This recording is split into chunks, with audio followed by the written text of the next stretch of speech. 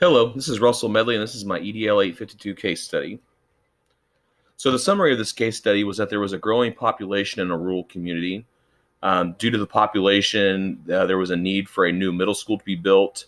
And with that being built, there was an outside hire for principal of this building. And one of the beginning steps for this principal was that she was going to create a vision and mission statement. With that, she created an advisory team of teachers and parents. She removed herself as being the chair because she wanted input and from the advisory team in developing this mission and vision statement, since they are ones that were familiar with the community. However, the team felt that the principal should create this vision and mission by herself.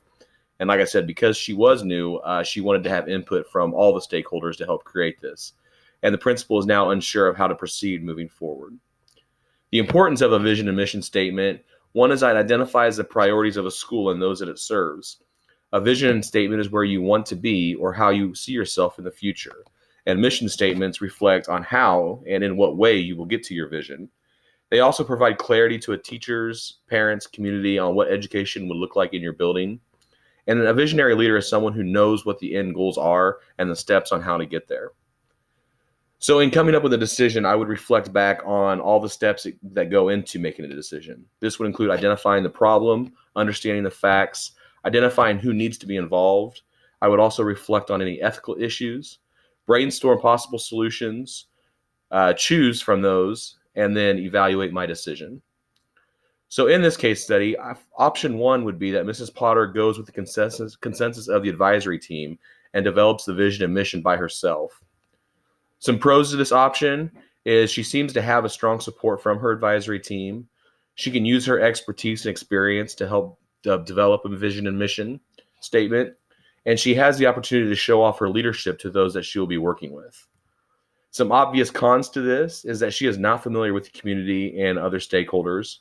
There may not be as much buy-in from the teachers since they were not involved, and what she puts in place may not reflect the priorities of the school or district. Option two would be Mrs. Potter continues to communicate to the advisory team on the importance of their involvement and ultimately getting their input.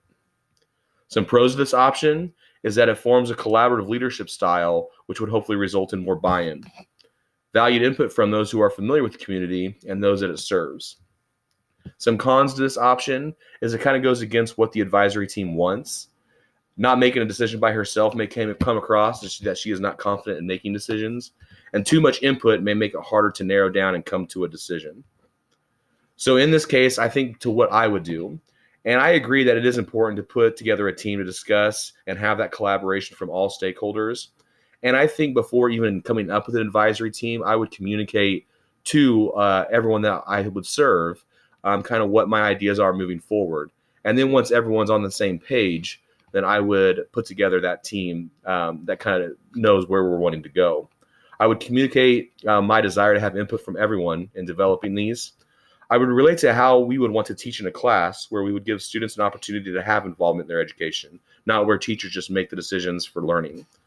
I would collaborate with admin from the elementary and high school, and I would evaluate what they have in place for their vision and mission.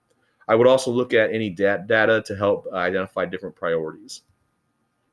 If for whatever reason the advisory team did not want to have input, I would get surveys out to teachers, students, parents, etc., and look for trends in their responses. I would get out in the community and get their perspectives. And then I would kind of develop options for what a vision and mission statement could look like and then present them to the committee. Overall, I feel that having a collaborative style in developing these is best. It gets everyone involved in the process, and it's so important to have that vision and mission statement in place since that will guide you in all that you do in education. Thank you.